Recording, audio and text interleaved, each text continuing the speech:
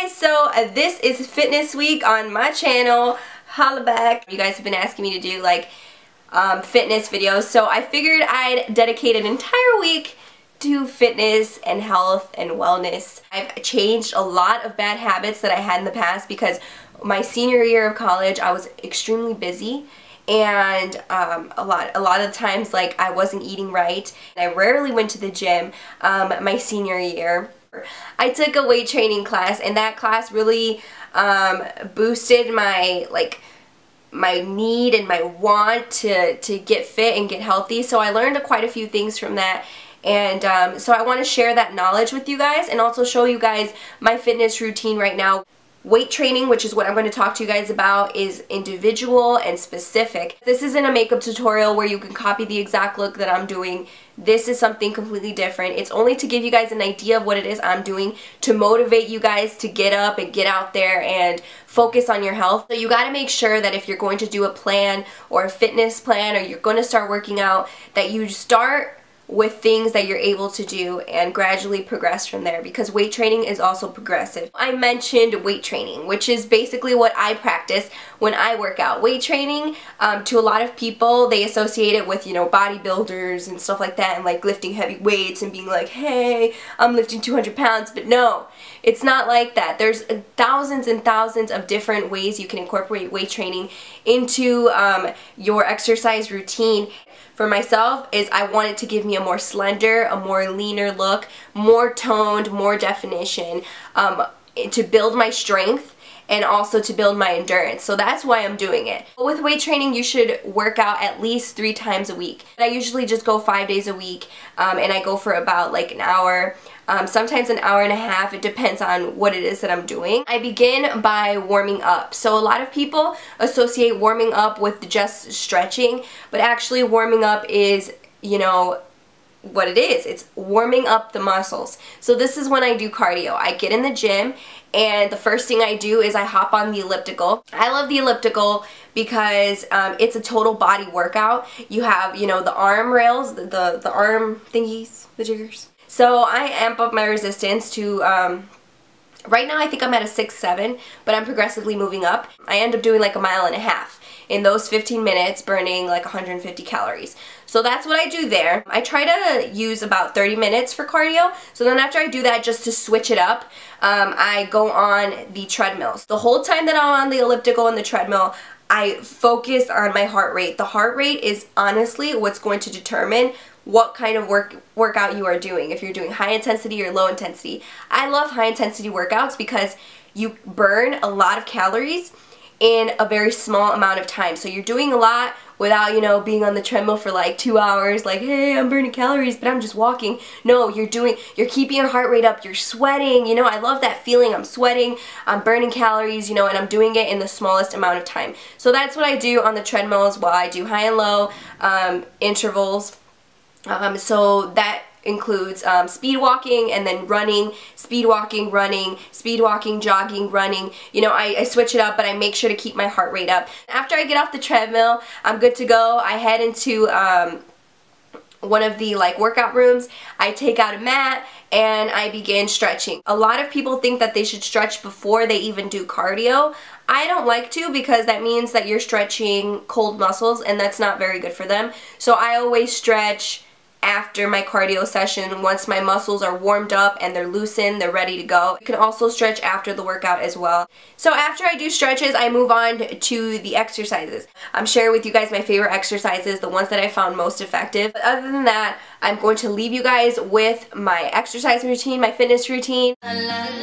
So first we're going to start with stretching. We're doing some quad stretches, which are super simple. You can either do them standing or lying on your belly. So all you do is bend your knee and grab your foot, pulling your heel to your butt. The next one is a calf stretch, which is also super simple. It's like doing a lunge. So you get in the lunge position, you bend your front leg and place your weight on it, and then you stretch the back of your leg, keeping your back heel on the ground. The next one is the butterfly, also the groin stretch, which is super simple. You basically just sit on the ground with the bottoms of your feet touching each other, and you press your knees down as far as you can and pull your heels towards your groin. The next one is the hamstring and lower back stretch, which you just sit on the ground with one leg extended and the other one bent. the bottom of your foot touching the knee of your extended leg. Grab hold of the toes of your extended leg and pull back on them as you stretch forward. Next is the tricep stretch. Raise your arm overhead, flex your elbow, and reach down your back. Use your other arm to pull back on the elbow for an additional stretch. Next, you have the rear deltoid and upper back stretch. All you do is reach across your body at chest height with one arm, grab the arm at the elbow with your other hand, and continue to pull your arm across your chest.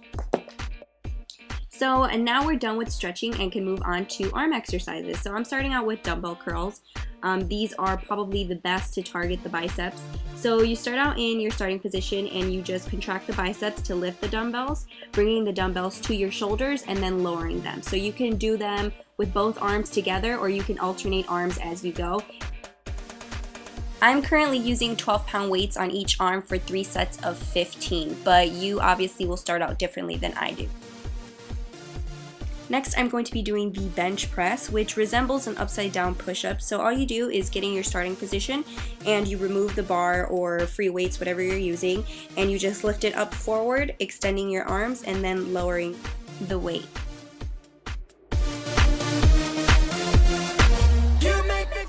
Next is the overhead tricep extension. So all you do is just point your elbows towards the ceiling, fully extending your arms. The dumbbell will travel behind your head to the overhead position. Pause for 2 counts at the top before slowly lowering the bar back down behind your head to the starting position.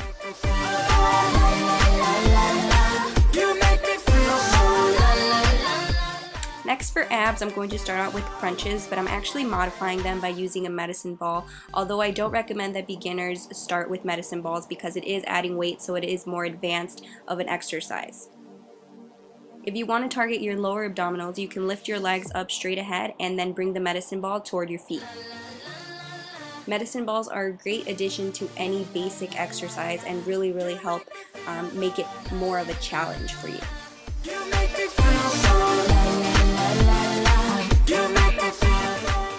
Next, I'm doing the side bend, which concentrates more on the obliques.